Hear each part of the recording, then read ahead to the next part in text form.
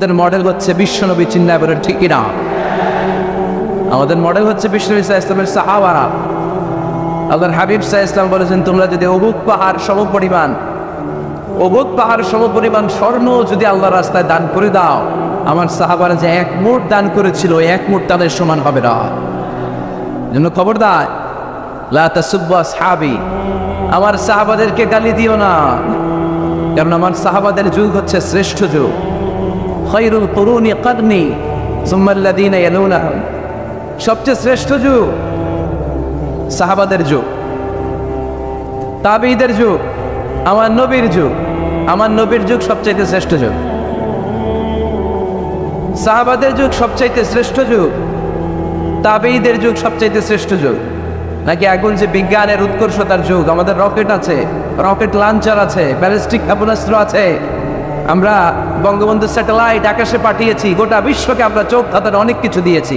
তাই বলে কি আমাদের যুগ শ্রেষ্ঠ যুগ? কথা বলেন। খায়রুল কুরুনি কারনি, আল্লাহর হাবিব সাল্লাল্লাহু আলাইহি ওয়াসাল্লাম বললেন আমার যুগ শ্রেষ্ঠ যুগ। সুম্মা আল্লাযীনা ইয়ালুনাহুম, এরপর আমার সাহাবীদের যুগ শ্রেষ্ঠ যুগ। সুম্মা আল্লাযীনা ইয়ালুনাহুম, এরপর আমার তাবেঈদের যুগ শ্রেষ্ঠ যুগ। ঠিক কি না? তাহলে শ্রেষ্ঠত্বের মানদণ্ডে ওনার উত্তীর্ণ। রাদিয়াল্লাহু আনহুম ওয়া রাদু আন, আল্লাহ তাদের উপর সন্তুষ্ট, সাহাবাদের উপর। আবার সাহাবারাও আল্লাহর উপর সন্তুষ্ট পড়েন, সুবহানাল্লাহ। এর চেয়ে বড় ঘোষণা, এর চেয়ে বড় তাকবীর উবার কোন মানুষের পক্ষে হতে পারে? আল্লাহ কোন ওলির জন্য বলে নাই যে আল্লাহ তাদের উপর সন্তুষ্ট।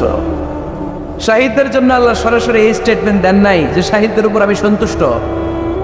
সনেবিনদের জন্য আল্লাহ এই স্টেটমেন্ট দেন নাই যে তাদের উপর আমি সন্তুষ্ট, তারাও সন্তুষ্ট। শুধুমাত্র কেবলমাত্র একমাত্র সাহাবা রিদওয়ানুল্লাহি তাআলা আলাইহিম আজমাইন, শুধুমাত্র কেবলমাত্র একমাত্র ওনাদের ক্ষেত্রে আল্লাহ বলেছেন আমি সাহাবাদের উপর সন্তুষ্ট আর সাহাবাও আমাকে পেয়ে সন্তুষ্ট। আওয়াজ করে পড়েন আল্লাহু আকবার। এজন্য ওনারা হচ্ছে আমাদের model. The companions of our beloved prophet, they are our model. সাহাবারা আমাদের মডেল। আমরা যদি অনুসরণ করি, অনুকরণ করি, কাউকে ফলো করি, করবো বিশ্বনবীকে আর বিশ্বনবীর সাহাবাদেরকে। ঠিক কিনা? একমত না দ্বিমত? জোরে বলতে হবে। এজন্য রব্বুল আলামিন বলেন, মুহাম্মাদুর রাসূলুল্লাহি ওয়াল্লাযীনা মা'আহু আশিদ্দাউ আলাল কুফফারি রুহামাউ বাইনাহুম। মুহাম্মদ সাল্লাল্লাহু আলাইহি ওয়াসাল্লাম বলেন, আল্লাহর রাসূল, আরে আল্লাহর রাসূলের সাথে যারা থাকে মানে সাহাবারা, আশিদ্দাউ আলাল কুফফার, তারা কাফেরদের ব্যাপারে বজ্র কঠোর, রুহামাউ বাইনাহুম, নিজেরা পুষ্পকোমল। পড়েন সুবহানাল্লাহ। সাহাবারা কাফেরদের ব্যাপারে কি? বজ্র কঠোর। আওয়াজ করে বলতে হবে, কাফেরদের ব্যাপারে কি? বজ্র কঠোর। আর নিজেরা পুষ্পকোমল। আমরা হয়ে গেছি উল্টা, আমরা নিজেরা বজ্র কঠোর, তাই না? একজন আরেকজনের ছায়া দেখতে পারি না, একজন আরেকজনের নাম শুনতে পারি না। আমরা যে ভাই আমরা যে মুসলিম, এটা আমরা ভুলে গেছি। ঠিক কিনা? আমাদের কোরআন কয়টা? একটু আওয়াজ করে বলতে হবে, কোরআন কয়টা? আমাদের রব কয়জন? নবী কয়জন? কাবা কয়টা? বাইতুল্লাহ কয়টা? মসজিদে নববী কয়টা? বদরের মাঠ কয়টা? উহুদের মাঠ কয়টা? কিন্তু আমাদের মধ্যে ঠেলাঠেলি আছে না নাই? আমাদের প্রভু এক নবীর উম্মত, জীবন বিধানে ওই শিবানী কোরআন, তবে কেন এক নও হে মুসলমান, এক হও করিয়া আহ্বান। ঠিক কিনা? বাইতুল্লাহ এক, মদিনা শরীফ এক, উহুদ পাহাড় এক, বদরের মাঠে একটা তো জীবন আর মরণ যে একটাই, একের সাথে মিলে মিশে একটাই প্রাণ, তবে কেন এক নও হে মুসলমান, এক হও করিয়া আহ্বান। ঠিক না? এখন সময় এসেছে এক হওয়ার, এক প্ল্যাটফর্মে চলে আসার।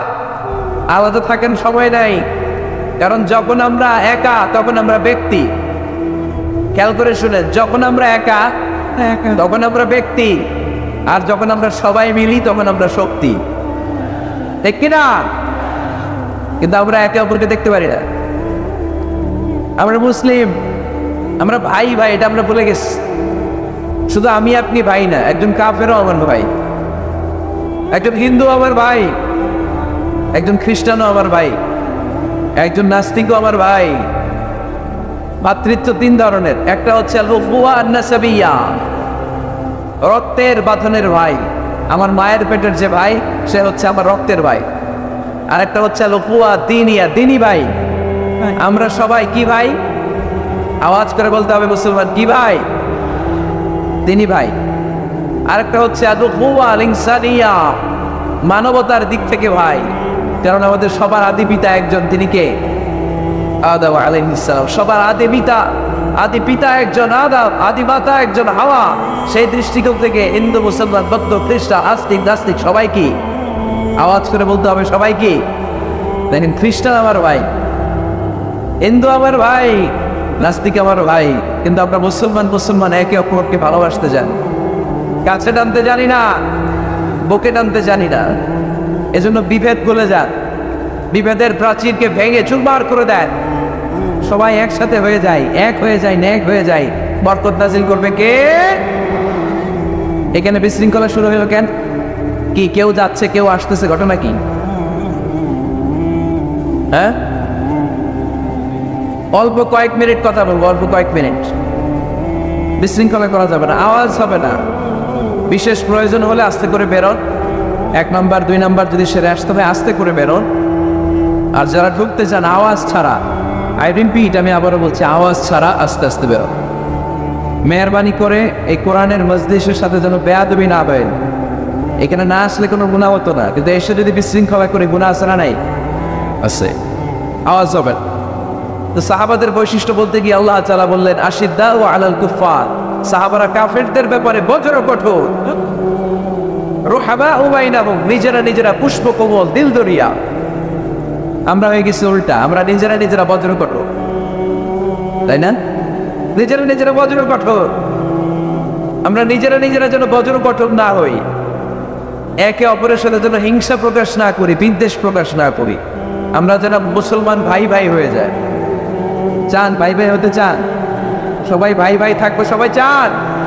আল্লাহ তুমি কবুল করো, আমরা পড়ি আমিন। আরো জোরে পড়তে হবে আমিন। তাহলে আমাদের মডেল হচ্ছে সাহাবারা। কারা? আরো জোরে বলতে হবে, কারা? তো যারা আমাদের মডেল, তাদের জীবনী জানার দরকার আছে না নাই? হ্যাঁ, সাহাবাদের জীবনী আপনারা পড়েন। সৈয়দনা আবু বকরের জীবনী পড়েছেন, ওমরে ফারুকের জীবনী, সৈয়দনা আলী রাদিয়াল্লাহু তাআলা আনহু, ওসমান রাদিয়াল্লাহু তাআলা আনহু। এই 4 খলিফার জীবনী কে কে পড়ছেন দেখি হাত ধরে।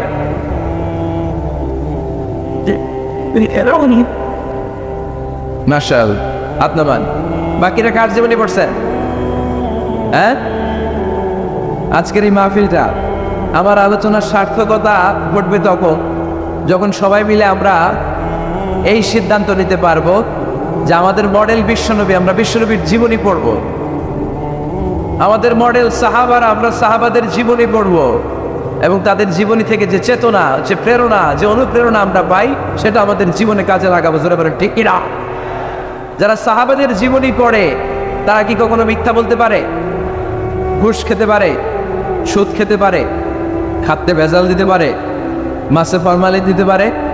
ওজনে কম দিতে পারে? ক্যাসিনোর ব্যবসা করতে পারে? পেঁয়াজের দাম বাড়াতে পারে? কোনো মেয়েকে দর্শন করতে পারে? এগুলো হবে দেশপ্রেমিক, এগুলো হবে আল্লাহ। এজন্য প্রিয় ভাইয়ের, আসুন আমরা সাহাবাদের জীবনী পড়ি এবং ওনাদের জীবনী থেকে আমরা অনুপ্রেরণা নিয়ে অনুপ্রাণিত হই। আজকে আমরা সাইয়েদনা ওমর ফারুকের জীবনী থেকে কিছু শিক্ষা আমাদের নিজেদের জন্য নিয়ে আমরা বাড়িতে ফিরবো ইনশাআল্লাহ। অল্প কয়েকজন বলছে, আর জোরে বলতে হবে ইনশাআল্লাহ। মাশাআল্লাহ, সাইয়েদনা ওমর ফারুক রাদিয়াল্লাহু তাআলা আনহুর জীবনী আমরা শুনবো। কার জীবনী? আওয়াজ করে বলতে হবে, কার জীবনী? আমি যত সময় কথা বলবো প্রশ্ন করলে উত্তর দিতে হবে বাঘের বাচ্চার মতো। আমরা ওমরে ফারুকের জীবনী শুনবো। কার জীবনী? ওমরে ফারুকের জীবন। আল্লাহ তাআলা 3টা ইমানি ধাক্কা ওনার হৃদয়ে দিয়ে ওনাকে ইসলামের জন্য কবুল করে নিয়েছেন। কয়টা ধাক্কা? সবাই বলতে হবে, আরো জোরে বলেন কয়টা? 3টা। 1 নম্বর ধাক্কা হচ্ছে বিশ্বনবীর দোয়ার ধাক্কা। দোয়ার একটা ধাক্কা আছে না নাই? এটা বড় ধাক্কা। এটা ব্যালিস্টিক ক্ষেপণাস্ত্রের চেয়েও কড়া, মারাত্মক। মিসাইল হামলা করলে যেমনি লক্ষ্যবস্তু ভেদ করে, দোয়ার মতো দোয়া করলো দোয়া যে লক্ষ্যবস্তুতে আঘাত আনে, ঠিক কিনা? বিশ্বনবী দোয়া করলেন, আল্লাহুম্মা আইজ্জাল ইসলাম বিহাব্বির রাজুলাইনি ইলাইক। আল্লাহ, এই মক্কার 2জন লোকের একজনকে তুমি কালিমার সুশীতল ছায়াতলে এনে দাও। 2জন লাগবে না, কয়জন লাগবে? জোরে বলেন। 1জন। কারণ যুগ জামানা পাল্টে দিতে চাই না অনেকজন। এক মানুষ জানতে পারে জাতির জাগরণ। এক মানুষই বিপদকালে বাঁচায় কাফেলায়, ক্ষুদ্র ডিঙ্গি বাঁচায় জাহাজ অসীম দরিয়ায়। এজন্য জামানা পাল্টে দিতে লাগে কয়জন? এজন্য বিশ্বনবী আল্লাহর কাছে দোয়া করলেন, আল্লাহ মক্কার 2জনের একজন, 2জন চাই না, 2জনের যে কোনো একজনকে কালিমার সুশীতল ছায়াতলে এনে দাও। এক হলো ওমর ইবনুল খাত্তাব, হয়তো খাত্তাবের বেটা ওমরকে তুমি ইসলামের ভেতরে নিয়ে আসো, কিংবা আবি জাহাল ইবনে হিশাম, হিশামের বেটা আবু জাহেলকে তুমি মুসলমান বানায়া দাও। 2জন চাইছেন নাকি একজন?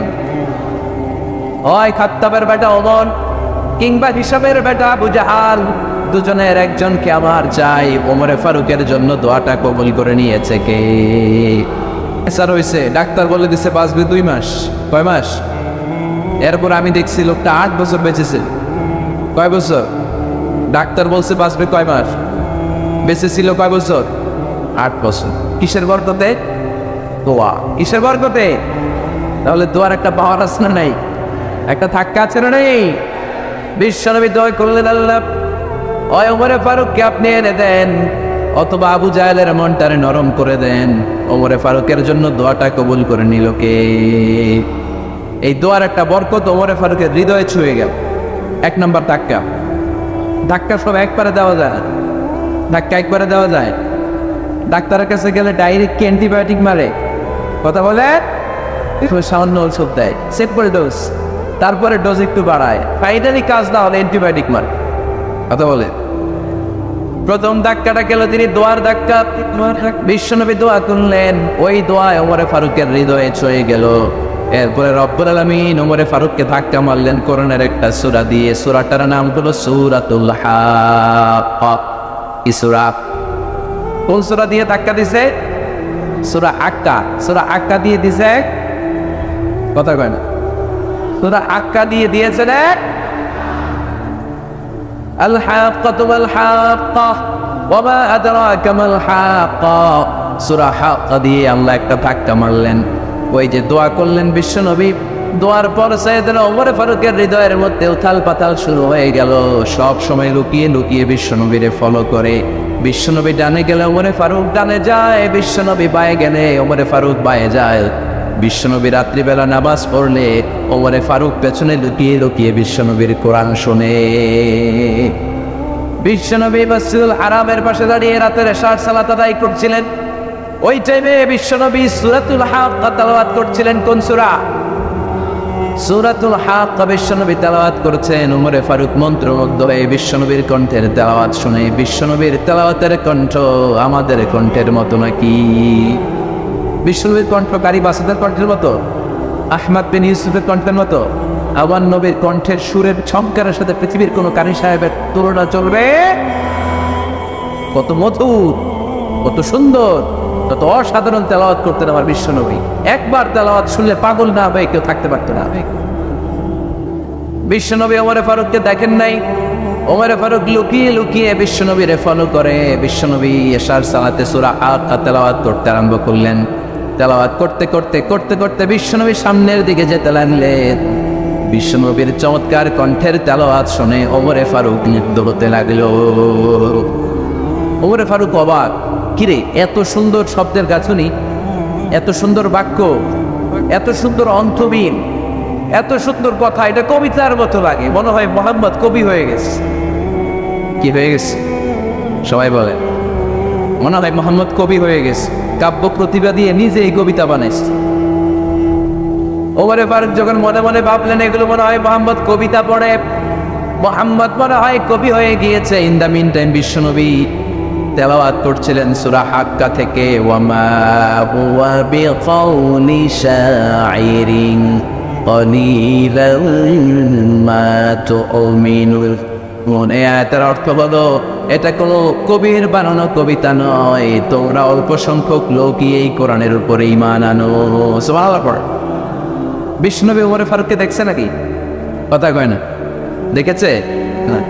বিশ্বনবীর মতো তেলাওয়াত করে যাচ্ছে। ওমর ফারুক যখন মনে করলেন কিরে এই কথাগুলো এত সুন্দর, এটা মনে হয় কবিতা। ইন দ্য মিন টাইম বিশ্বনবী যে আয়াতটা তেলাওয়াত করছিলেন, কোইন্সিডেন্টলি দৈবা মিলে গিয়েছে। ওই আয়াতের অর্থ ছিল এটা কোনো কবির বানানো কবিতা না, খুব অল্প সংখ্যকই তোমরা ঈমান আনো। এবার তো ওমর ফারুক আটকে উঠলেন, ঘটনা কি? আমি মনে মনে ভাবলাম মোহাম্মদ কবি, আর যেটা পড়তেছে এটা কবিতা, কিন্তু মোহাম্মদ আমার দেখেও নাই, কিন্তু বলতেছে এটা কবির বানানো কবিতা না। তাহলে মোহাম্মদ মনে হয় গরব হয়ে গেছে। কার মনে কি চলে না দেখেই বলতে পারে। নাউজুবিল্লাহ পড়বেন না? ওমর ফারুক এবার মনে মনে ভাবে মোহাম্মদ তাহলে কবি না, আগেরটা বল। ভুল ধারণা আমি করেছি, মোহাম্মদ কবি নয়, মোহাম্মদ হলো গণক। আওয়াজ করে পড়েন না আউযু বিল্লাহ। মোহাম্মদ মানুষের মনে কি চলে গণনা করে সব টের পেয়ে যায়, সব বুঝতে পারে। বিশ্বনবী তখন যে আয়াতটা তেলাওয়াত করছিলেন সেটা হলো ওয়ালা বিকাউলি কাহিনিন ক্বালিলাম মা তাযাক্কারুন। বিশ্বনবী তখন যে আয়াতটা তেলাওয়াত করছিলেন এই আয়াতের অর্থ হলো এটা কোনো গণকের বানানো কথা নয়, খুব অল্প সংখ্যক লোকই তোমরা উপদেশ গ্রহণ করো। বিশ্বনবী ওমর ফারুককে দেখে? কথা কয় না, দেখে না, কিন্তু মিলে যাচ্ছে। ওই আয়াতের পরের আয়াতটা ছিল এটা গণকের বানানো কোনো গণনা নয়, খুব অল্প সংখ্যকই তোমরা ঈমান আনো। এবার তো ওমর ফারুক বেহুশ। হায় হায়, প্রথমে ভাবলাম কবিতা, সে পড়ে যাচ্ছে না কবির বানানো কবিতা না। এরপর মনে মনে ভাবলাম মনে হয় গণক, সে বলে না এটা গণকের বানানো গণনা নয়। তাহলে কি এটা? কি কি এটা? কি পড়ে মুহাম্মদ, যার কণ্ঠের তেলাওয়াত শুনলে মানুষ পাগল হয়ে যায়। বিশ্বনবী তখন পড়তে আরম্ভ করলেন তানজিলুম মির রাব্বিল আলামিন। এর মানে হলো এটা কবিতা না, এটা গণকের বানানো গণনা না, মানুষের বানানো কিচ্ছু না, এটা গোটা বিশ্বের রব আল্লাহ পাকের বাণী। সুবহানাল্লাহ পড়ে। এই 2 নাম্বার ডোজ পড়লো। প্রথম ডোজ পড়ছে দোয়ার ডোজ। প্রথম ডোজ কিসের? দোয়া। 2 নাম্বার সূরা হাক্কা দিয়ে আল্লাহ দিলেন এক ধাক্কা। এই সূরা হাক্কার ওই ঘটনার পর ওমরে ফারুক তো পাগল পাড়া, কি ঘটে গেল আমার সাথে ওই দিন? আমি মনে মনে যা পাবি সব মোহাম্মদ বুঝে। আল্লাহ 2 নাম্বার ডোজ দিলেন সূরা হাক্কা দিয়ে এক ধাক্কা। সুবহানাল্লাহ পড়ে। এরপরে ওমরে ফারুক প্রায় বিশ্বনবীর কথা ভাবেন, বিশ্বনবী কোথায় যান লুকিয়ে লুকিয়ে দেখেন। এবার রব্বুল আলামিন ভাবলেন এবার সূরা তাহা দিয়ে আমি 3 নাম্বার ডোজ দিয়ে দেব। পড়েন সুবহানাল্লাহ। এবার 3 নাম্বার ডোজ পাবেন, কিন্তু শয়তান ওয়াসওয়াসা দিচ্ছে, ওমরে ফারুক যাও, মক্কায় ঘোষণা হয়েছে মুহাম্মদের কল্লা এনে দিতে পারলে এত এত স্বর্ণমুদ্রা। শয়তানের ওয়াসওয়াসায় আবার ভুল পথে হাঁটতে লাগলেন সাইয়েদনা ওমর। নাঙ্গা তরবার নিয়ে বিশ্বনবীর মাথা কাটার জন্য বের হয়ে গেলেন। বনু জাহারা গোত্রের একটা লোক বলে ওমর তুমি কোথায় যাও? ওমরে ফারুক বলেন মুহাম্মাদের কল্লা কাটার জন্য যাচ্ছি। পড়েন নাউজুবিল্লাহ। আবু জাহারা গোত্রের লোক বলে তুমি মুহাম্মাদের কল্লা কাটতে যাও? আরে তোমার বোন ফাতিমা বিনতে খাত্তাব আর তোমার বোনের জামাই সাঈদ, এরা তো 2জন কালিমা পড়ে মুসলমান হয়ে গেছে। আরে মুহাম্মাদের কল্লা পরে কেটো, আগে খর সামলাও যে ওমর, আগে খর সামলাও, পরে তুমি মুহাম্মাদের কল্লা কাটতে যাও। ওমরে ফারুক রেগে গেলেন, রাস্তা ঘুরিয়ে বাড়ির দিকে চলতে আরম্ভ করলেন। রাগে তিনি গড়গড় করছেন। ওমরে ফারুকের বোন ফাতিমা বিনতে খাত্তাব, বোনের জামাই সাঈদ, তাদের 2জনকে খাব্বাব রাদিয়াল্লাহু তাআলা আনহু সূরা তাহা ঘরের ভিতরে তেলাওয়াত করে শোনাচ্ছিল। পড়েন সুবহানাল্লাহ। সূরা তাহা দিয়ে আল্লাহ একটু করে ধাক্কা মারবে। আরেক ওমরে ফারুক যখন আসলেন, ওমরে ফারুকের আওয়াজ শুনে খাব্বাব রাদিয়াল্লাহু তাআলা আনহু লুকিয়ে গেলেন। ওমরে ফারুক দরজার মধ্যে কড়া নাড়লেন। বোন বলে কে তুমি? সাইয়েদনা ওমর বললেন আমি ওমর। বলে দেওয়া হলো, ঘরের ভেতরে ঢুকেই কথা নাই বার্তা নাই নিজের আপন বোনকে মারতে শুরু করলো ওমর। বোন জামাইকে আঘাত করতে শুরু করলো, মারতে মারতে নিজের কলিজার টুকরা বোনকে, বোনের জামাইকে সাইয়েদনা ওমর ফারুক পিটাতে পিটাতে রক্তাক্ত করে ফেললেন। গা দিয়ে ফিনকি বের হয়ে যখন রক্ত বের হয়, সাইয়েদনা ওমর ফারুকের দিলের মধ্যে মায়া তৈরি হয়ে যায়। সাইয়েদনা ওমর ফারুক বললেন, আমার কলিজার টুকরা বোন আর বোন জামাই, তোরা কেন মুহাম্মাদের কথায় পাগল হলি? বুঝলাম না কেন মক্কার লোকগুলো পাগল পড়াবো সব মুহাম্মাদের দলে চলে যায়। কি এমন কথা মুহাম্মদ তোদের শোনায়, কি এমন বাণী তোদের শোনায় যে বাণী শুনে সব তোরা মুহাম্মাদের দলে চলে গেলি? কি আছে মুহাম্মাদের কাছে? কি জাদুটা? কি জাদু পেল সেখানে? আমার একটু দেখা। বোন ফাতেমা বলে, না ভাই, ইন্নাকা রিজিস, তুমি নাপাক, লা ইয়ামাসসুহু ইল্লাল মুতাহহারুন, পাক পবিত্র না হয়ে আল্লাহর এই কালামে স্পর্শ করা যায় নাকি? আওয়াজ করে বলেন, স্পর্শ করা যায়? ভাই তুমি গোসল করে আসো, তাহলে তোমার হাতে তুলে দিব, তুমি পড়লেই বুঝতে পারবা কি আছে আল্লাহর এই কোরআনে। সুবহানাল্লাহ পড়েন। সাইয়েদনা ওমর ফারুক গোসল করে আসলেন। বোন এবার সূরা তাহা চামড়ার মধ্যে সূরাতু তাহার কিছু অংশ লিখে খাব্বাব রাদিয়াল্লাহু তাআলা আনহু লুকিয়েছিলেন ওনার হাত থেকে। সূরা তাহার অংশটা নিয়ে সাইয়েদনা ওমর ফারুকের বোন ওমর ফারুকের হাতে দিয়ে বলল, ভাই তুমি আসার আগে এই অংশটা সবাই মিলে তেলাওয়াত করছিলা। ওমর ফারুকের হৃদয়টা তখন একেবারে নরম, কারণ আগে ধাক্কা পেয়েছি কয়টা? জোরে বলতে হবে। প্রথম ধাক্কাটা কিসের? হ্যাঁ, দোয়া। দ্বিতীয়টা হাক্কা, সূরার নাম হাক্কা দিয়ে দিয়েছেন আল্লাহ, হাক্কা। এবার দিলেন সূরা তাহার ধাক্কা। ওমর ফারুক হাতে নিলেন, খুব ভালো আরবি জানতেন, চমৎকার আরবির অর্থ বুঝতেন, কারণ আরবি ভাষাভাষী মানুষ। হাতে নিয়ে নজর দেওয়ার পরে ওনার চোখ দিয়ে দাঁড় দাঁড়া করে পানি বের হয়ে গেল। ওমর ফারুক আয়াতগুলোর দিকে তাকিয়ে পড়তে আরম্ভ করলেন, তাহা মা আনজালনা আলাইকাল কুরআনা লিতাশকা ইল্লা তাযকিরাতান লিমান ইয়াখশা تنزيلا ممن خلق الأرض والسماوات العلى পড়েন সুবহানাল্লাহ। উনি পড়তে আরম্ভ করলেন, তাহা মা আনজালনা আলাইকাল কুরআনা লিতাশকা, এই কোরআনকে হতভাগা জাতি হিসেবে থাকার জন্য তোমাদের উপর নাজিল করি নাই।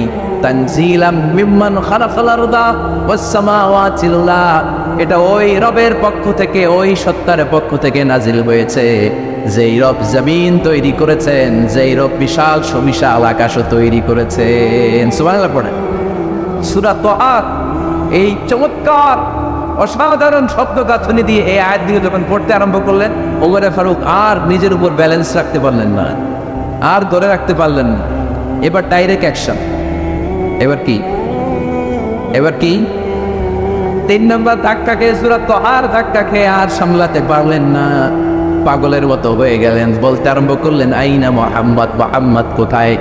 সাইয়েদনা খাব্বাব বললেন, বিশ্বনবী সাফা পাহাড়ের পাদদেশে দারুল আরকাম ইবনে আবিল আরকামের ঘরে বসে বসে লুকিয়ে লুকিয়ে কোরআনের দাওয়াত দিচ্ছে। ওমর, তুমি যদি মুহাম্মদ সাল্লাল্লাহু আলাইহি ওয়াসাল্লামের দেখা পেতে চাও, তাড়াতাড়ি দারুল আরকামের ঘরের দিকে ছুটে যাও। ওমর ফারুক তলোয়ার নিয়ে ছুটলেন, পাগলের মতো ছুটলেন, আর ধৈর্য ধারণ করতে পারেন না। বিশ্বনবীর নূরানি চেহারাটা একবার দেখার জন্য পাগলের মতো ছুটতে আরম্ভ করলেন। ওমর ফারুককে দারুল আরকামের কাছে আসতে দেখে বিশ্বনবীর চাচা হামজা ইবনে আব্দুল মুত্তালিব এসে বলেন, নবী তাড়াতাড়ি দারুল আরকামের ঘর থেকে আপনি পালিয়ে অন্য কোথাও চলে যান। ওই যে ওমর ইবনে খাত্তাব নাঙ্গা তলোয়ার নিয়ে আপনার উপর আক্রমণ করার জন্য ছুটে আসছে গো নবী। বিশ্বনবী বললেন, ও আমার সাহাবারা, ও আমার চাচা হামজা, সবাই আপনারা সরে যান, ওমরে আসতে দেন, ওমরে বাধা দিয়েন না। কারণ কিছুদিন আগে তাহাজ্জুদের নামাজ পড়ে আমি আল্লাহর কাছে একটা বিশেষ দোয়া করেছি, আমার মন বলছে ওই দোয়াটা আল্লাহ কবুল করতে শুরু করেছে। ওমরে ফারুক চলে আসলেন, এসে কোনো কথা নেই, চিৎকার দিয়ে বললেন, আশহাদু আল্লা ইলাহা ইল্লাল্লাহ ওয়া আশহাদু আন্না মুহাম্মাদান আবদুহু ওয়া রাসূলুহু, আমি সাক্ষ্য দিলাম আল্লাহ এক, অদ্বিতীয়, আল্লাহ ছাড়া কোনো ইলাহা নাই, নিশ্চয় আপনি মুহাম্মদ আল্লাহর বান্দা এবং রাসূল। সুবহানাল্লাহ পড়েন। এই কালমা শাহাদাতের ভেতরে আল্লাহর কথা, আমার নবীর কথা ঢুকিয়ে দিয়েছে কে? ঝিনুকের ভেতর লুকিয়ে থাকে যেমন মতি, ঝিনুকের ভেতর লুকিয়ে থাকে যেমন মতি, কালমা শাহাদাতে আছে আল্লাহর জ্যোতি, কালমা শাহাদাতে আছে আল্লাহর জ্যোতি। পড়েন, ঝিনুকের ভেতর লুকিয়ে থাকে যেমন মতি, ঝিনুকের ভেতর লুকিয়ে থাকে যেমন মতি, কালমা শাহাদাতে আছে আল্লাহর জ্যোতি, কালমা শাহাদাতে আছে আল্লাহর জ্যোতি। পড়েন আল্লাহু আকবার। ওই শাহাদাতের জ্যোতি সাইয়েদনা ওমর ফারুকের হৃদয়টারে উজালা করে দিল। দুনিয়ার সব ভয়কে পেছনে ফেলে এক আল্লাহর ভয়কে অন্তরে ধারণ করে আওয়াজ করে বললেন, আশহাদু আল্লা ইলাহা ইল্লাল্লাহু ওয়াহদা লা শারীকা লা ওয়া আশহাদু আন্না মুহাম্মাদান আবদুহু ওয়া রাসূলুহু। পড়েন সুবহানাল্লাহ। তিনটা ধাক্কা। কয়টা? সবাই বলতে হবে কয়টা? প্রথম ধাক্কাটা দোয়া, দ্বিতীয় ধাক্কা হাক্কা, তৃতীয় ধাক্কা সূরা তাহা। তিনটা ধাক্কার মাধ্যমে সাইয়েদনা ওমর ফারুককে মুসলমানদের লিডার বানায় দিল কে? ওমর ফারুক কালিমা পড়ে মুসলমান হয়ে গেছে। মুসলিম সাহাবাদের মধ্যে আনন্দের বন্যা বয়ে গেল। বিশ্বনবী খুশি হয়ে গেলেন, আল্লাহ শুকরিয়া করলেন, আল্লাহ তুমি আমার দোয়া ফিরিয়ে দাও নাই। আমি বলেছি দুজনের একজনকে চাই, তুমি ওমর ফারুককে দান করেছো। বলেন আলহামদুলিল্লাহ। এবার ওমর ফারুক বিশ্বনবীর প্রশ্ন করলেন, নবী আলাসনা আলাল হক, আমি প্রশ্ন করি উত্তর দেন, আমরা কি সত্যের উপর নাই? বিশ্বনবী বললেন, বালা ওমর, আমরা এই সত্যের উপরে আছি। আমাদের কোরআন কি সত্য নয়? বিশ্বনবী বললেন, কোরআনও সত্য। আমাদের রব আল্লাহ কি সত্য নন? বিশ্বনবী বললেন, সত্য। ওমর ফারুক বললেন, তাহলে সিম আল ইস্তিফা, তাহলে লুকিয়ে লুকিয়ে আর গোপনে দাওয়াতি কাজ কেন? আপনি সত্য নবী, কোরআন সত্য কিতাব, আমার রব আল্লাহ সত্য, আর আমি ওমর কালিমা পড়ে মুসলমান হয়ে গিয়েছি, তাহলে সিম আল ইস্তিফা আর লুকিয়ে লুকিয়ে কোরআনের দাওয়াত দিবেন কেন? বের হন, মক্কার শহরের মাঝখানে চলে আসেন, চিৎকার করে আমরা আল্লাহর নামের ঘোষণা দেব। বিশ্বনবী বললেন, না ওমর,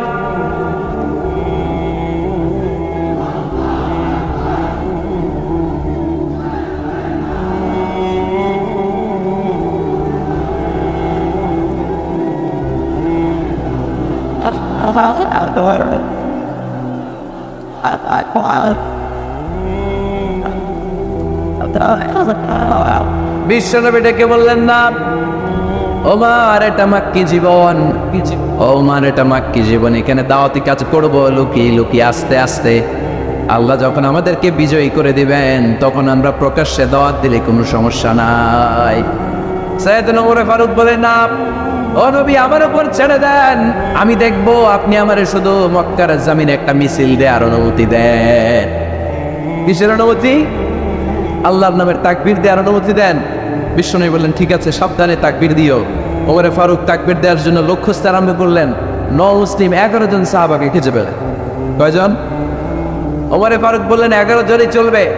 11 জনকে 2 লাইন করলেন। কয় লাইন? পিছনে 6 জন, সামনে 5 জন। পিছনের লাইনের নেতা বানিয়ে দিলেন বিশ্বনবীর চাচা হামজা ইবনে আব্দুল মুত্তালিবকে। প্রথম লাইনের 5 জনের নেতৃত্ব দিতে আরম্ভ করলেন সাইয়েদনা ওমর ফারুক নিজেই। 2 লাইন তাকবীর দিতে জানলে বেশি মানুষ লাগে না, 10 জন দিয়ে গোটা বিশ্বটারে কাঁপিয়ে দেওয়া যায়। 11 জন, 6 আর 5। ওমর ফারুক সামনে দাঁড়ালেন। ওমর ফারুক সামনে দাঁড়িয়ে এবার আল্লাহর নামের স্লোগান দিবেন। ওমর ফারুক বলেন, আমরা খুব লম্বা চূড়া স্লোগান দেব না, খুব ছোট্ট, দারুল আরকামের ঘর থেকে কাবা ঘর পর্যন্ত, বাইতুল্লাহ পর্যন্ত, এতটুকু জায়গা আমরা তাকবীর দিতে দিতে সামনের দিকে এগোবো। পৃথিবীর কোনো শক্তি আমাদেরকে থামায় দিতে পারবে না। ওমর ফারুক তখন এক বাক্যের একটা ভাষণ দিলেন। কয় বাক্যের? ওমর ফারুক সামনে দাঁড়িয়ে বললেন, মান আরাদা আন তাসকুলা উম্মু ইয়া জামা ওয়ালাদু তারমিলা সাওজাতুহু ফালিয়াসুদ্দানি। কে আছো? মান আরাদা আন তাসকুলা উম্মু, কে আছো মায়ের বুক খালি করতে চাও? ইয়া জামা ওয়ালাদু, কে আছো বাচ্চাগুলারে, সন্তানগুলারে ইতিম বানাতে চাও? তারমিলা সাওজাতুহু, কার এত বড় বুকের পাটা আছে দেখি, কে আছো স্ত্রীকে বিধবা বানাতে চাও? বুকের পাটা থাকলে আমি ওমর রে থামাই। যদি সাহস থাকে আমি ওমরের মিছিল দাওয়া। ওমর ফারুক শুরু করলেন আল্লাহু আকবার, আল্লাহু আকবার, আল্লাহু আকবার। স্লোগান দিতে দিতে সাইয়েদনা ওমর ফারুক কাবার গিলাফ যে স্পর্শ করলেন, ওমর ফারুকের এই স্লোগান কেউ থামাতে পারে নাই। কিয়ামত পর্যন্ত এই আল্লাহর নামের স্লোগান কেউ থামাতে পারবে না। চিল্লায় বলো ঠিক কিনা?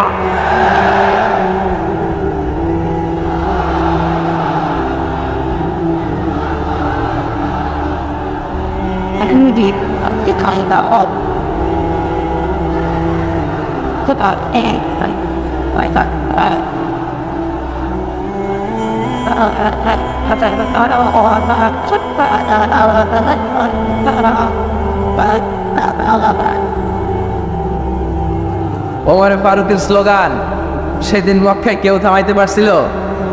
আওয়াজ করে বলতে পারছিল? এখনো আল্লাহর নামের স্লোগান কেউ থামাই দিতে পারবে? কিয়ামত পর্যন্ত আমার রবের স্লোগান কেউ থামাতে পারবে? পারবে না। ওমর ফারুক স্লোগান দিলেন, আবু জাহেল, উতবা, শাইবা, ওয়ালিদ ইবনে মুগীরা আল্লাহু আকবার ধ্বনি শুনে বাইরে আসছে। কিরে এত বড় স্লোগান? আমাদের কাছ থেকে পারমিশন নেয় নাই, অনুমতি নেয় নাই। অনুমতি নেওয়া ছাড়াই স্লোগান শুরু। বের হয়ে দেখে মিছিলের সামনে ওমর। ওমর ফারুককে দেখে আবু জাহেল দিছে এক দৌড়, উতবা দিছে আরেক দৌড়, শাইবা দিছে বহু দৌড়। সুবহানাল্লাহ পড়বেন না? এর জন্য ওমর বেশি লাগে না, ওমর লাগে একজন। চিল্লায় বলতে হবে ওমর ফারুক লাগে কয়জন? একজন। ওমরই গোটা বিশ্বের চেহারা পাল্টে দিতে সক্ষম। চিল্লায় বলে ঠিক কিনা? গোটা বিশ্বে মুসলমানদের আছে করুণ অবস্থা। আমাদের কোনো সেন্ট্রাল লিডারশিপ নাই। আমাদের মুসলিম দেশগুলোর এক করে রাখবে, ভাইয়ের মতো রাখবে, আমাদের স্বার্থ নিয়ে কথা বলবে, এরকম নেতা আমাদের নাই। ঠিক কিনা? আমরা সেই ওমর ফারুকের অপেক্ষায়, আমরা সেই ইমাম আল মাহদির অপেক্ষায়, যার একটা হুঙ্কারের আহ্বানে গোটা বিশ্বের সব মুসলমান এক প্ল্যাটফর্মে চলে আসবে। ওইরকম নেতা একজন লাগবে। কয়জন? গোটা মুসলিম উম্মাকে একত্রিত করার জন্য একজন ওমরই যথেষ্ট। ঠিক কিনা? আবার বিশ্বনবী বলছেন লা নাবিয়্যা বা'দি ওয়ালা রাসূলা, আমার পরে কোনো নবী নাই, আমার পরে কোনো রাসূল নাই। তবে লাউ কানা বা'দি নাবিয়্যুন লাকানা উমর, আমি নবীর পরে যদি নবী হওয়ার যোগ্যতা কারো থাকে, আমার ওমরের মধ্যে সেই যোগ্যতা আল্লাহ দিয়েছে। প্রভু তুমি বলেছ রাসূল দেবে না, বলনি দেবে না ওমর, বলনি দেবে না হামজা তারি, খালিদ বিজয় সমর। প্রভু তুমি বলেছ রাসূল দেবে না, বলনি দেবে না ওমর, বলনি দেবে না হামজা তারি, খালিদ বিজয় সমর। প্রভু তুমি বলেছ রাসূল দেবে না। আল্লাহু আকবার। একটা ওমর দরকার। কয়জন দরকার? কয়জন দরকার? এই পুরা উম্মাহ, মুসলিম উম্মার মধ্যে ওনার পজিশন নাম্বার 3। ওমর ফারুকের পজিশন নাম্বার 1 নম্বর পজিশন বিশ্বনবী সাল্লাল্লাহু আলাইহি ওয়াসাল্লাম। দ্বিতীয় পজিশন আবু বকর। আর 3 নম্বর পজিশন সুবহানাল্লাহ পড়বেন না? আশরাতুল মুবাশশিরিনা বিল জান্নাহ, জান্নাতের সুসংবাদ প্রাপ্ত অনেক সাহাবার কথা হাদিসে পাওয়া যায়, কিন্তু এক হাদিসে আল্লাহ রাসূল সাল্লাল্লাহু আলাইহি ওয়াসাল্লাম 10 জন সাহাবীর কথা বলেছেন। ওই 10 জনের ভেতরে সাইয়েদনা ওমর ফারুক আছে না নাই? আবার ওমর ফারুক ছিলেন বিশ্বনবীর শ্বশুর।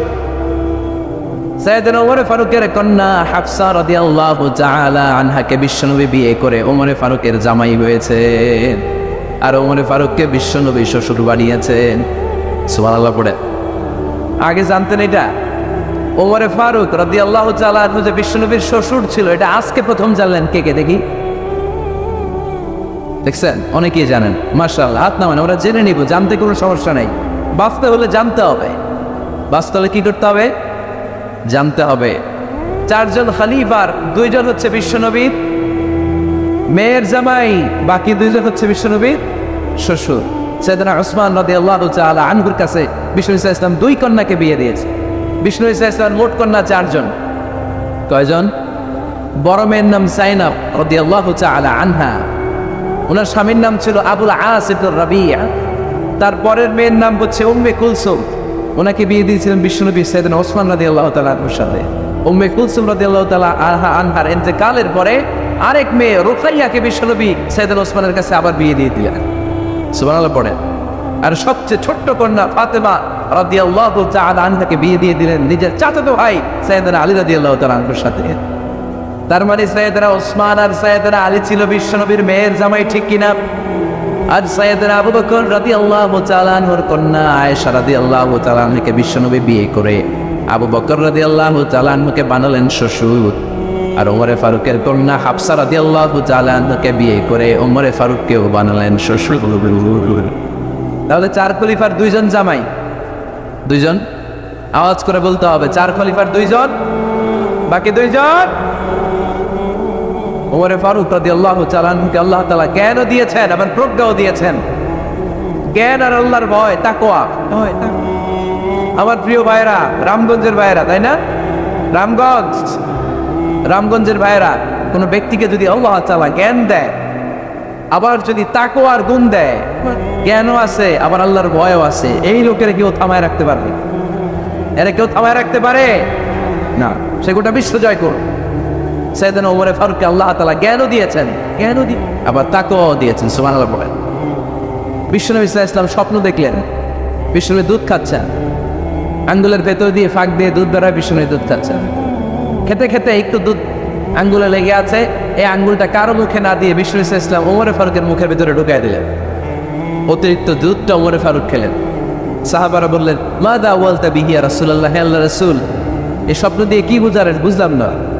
বিষ্ণু ইসলাম বললেন, আউয়ালতু বিহি আল ইলম, এটা দিয়ে আমি জ্ঞান বুঝিয়েছি।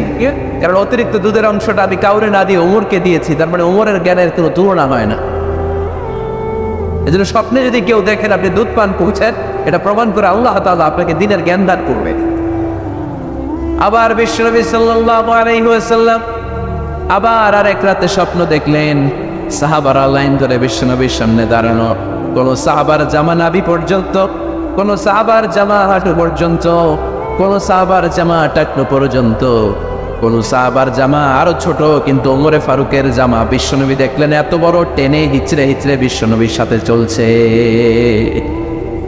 সুবহানাল্লাহ পড়বেন না? সাহাবারা বললেন, মাযা ওয়ালতা বিহি ইয়া রাসূলুল্লাহ, হে আল্লাহর রাসূল, এটা দিয়ে আপনি কি বুঝাতে চাইলেন? বিশ্বনবী বললেন, আউয়ালতু বিহি আত তাকওয়া, এটা দ্বারা আমি আর 3 দিনদারি বোঝালাম, তাকওয়া বোঝালাম। সুবহানাল্লাহ পড়েন। বিশ্বনবী দেখলেন কোন সাহাবার জামা এতটুকু, কোন সাহাবার জামা এত লম্বা, কোন সাহাবার জামা পা পর্যন্ত লম্বা। আর সাইয়েদনা ওমরে ফারুককে দেখলেন ওনার জামা এত লম্বা, ওমরে ফারুক টেনে হিচড়ে জামা নিয়ে চলতেছে। বিশ্বনবী বুঝাতে চাইলেন, ওমরের যেহেতু জামা লম্বা, ওমরের ভেতরে আল্লাহর ভয়, দিনদারিও খুব বেশি, চিল্লায় বলেন ঠিক কিনা? জ্ঞানও দিয়েছেন, আবার দিনদারিও দিয়েছেন। এই 2টা জিনিস যদি থাকে, এই পৃথিবীতে তাকে সফল রাষ্ট্রনায়ক বানায় দেয় কে? আবার এই পৃথিবীর বুকে যত নারীরা জান্নাতে যাবে, সব নারীদের সর্দারিনী হবে সাইয়্যিদাতুনা ফাতেমা রাদিয়াল্লাহু তাআলা আনহা। এই দুনিয়াতে যত যুবকরা জান্নাতে যাবে, তাদের সর্দার হবে সাইয়েদনা হাসান আর হুসাইন রাদিয়াল্লাহু তাআলা আনহুমা। আর এই দুনিয়ার বুকে যত বয়স্ক মানুষেরা জান্নাতে ঢুকবে, তাদের নেতৃত্ব দিবেন সাইয়েদনা আবু বকর আর সাইয়েদনা ওমর। বয়স্ক যারা আছেন, আপনাদের নেতৃত্ব দিবে কে? হ্যাঁ, একজন তো আল্লাহ না, আল্লাহ তো তোমার জান্নাত দিবে, তোমার জান্নাতে নিয়ে যাবে কে? সাইয়েদনা আবু বকর, সাইয়েদনা ওমর। আর ইয়াং যারা তোমরা এসেছো, তোমরা যখন জান্নাতে ঢুকবে, তোমাদের লিডারশিপ দিবে কে? হাসান আর হুসাইন রাদিয়াল্লাহু তাআলা আনহুমা। আর নারীরা যারা জান্নাতে প্রবেশ করবে, এই নারীদের নেতৃত্ব দিবে বিশ্বনবীর কলিজার টুকরা দয়ালের উটনি সাইয়্যিদাতুনা ফাতেমা রাদিয়াল্লাহু তাআলা। সুবহানাল্লাহ পড়বেন না? Omar Farooq, the superhero of Muslim উম্মাহ। আমরা কাদেরকে সুপার হিরো বানায় রাখছি আমরা জানি না। এই নায়ক নায়িকা, গায়ক গায়িকা, মডেলরা, চোখ ফাঁদানো গ্ল্যামার নিয়ে যারা চলে, এরা আমাদের মডেল নয়। আমাদের মডেল সাইয়েদনা ওমর ফারুক, ঠিক কিনা? ঠিক কিনা? ওমর ফারুক মসজিদে নববীর খতিব খুতবা দিচ্ছেন, আপনারা কথা শুনতেছেন? কষ্ট হচ্ছে? কষ্ট হচ্ছে কার কার দেখি? তোমার? এরা বাইদা রাখেন রশি দিয়ে, এই জায়গায় বেশি লাভালাভি করতেছো, আর লাভাবা না, ঠান্ডা মাথায় শোনো, ওকে? মাশাআল্লাহ, ভালো ছিল, থাক, বাধার দরকার নেই, এমনি বসে থাক। মনোযোগ আছে? না গেছে? আছে? আচ্ছা, আরো কয়েক মিনিট শুনবেন না? আচ্ছা। ওমর ফারুক রাদিয়াল্লাহু তাআলা আনহু জুমার খুতবা দিচ্ছেন। খুতবার মাঝখানে হঠাৎ চিৎকার করে বললেন, ইয়া সারিয়াত ইবনে সালিমিল জাবাল,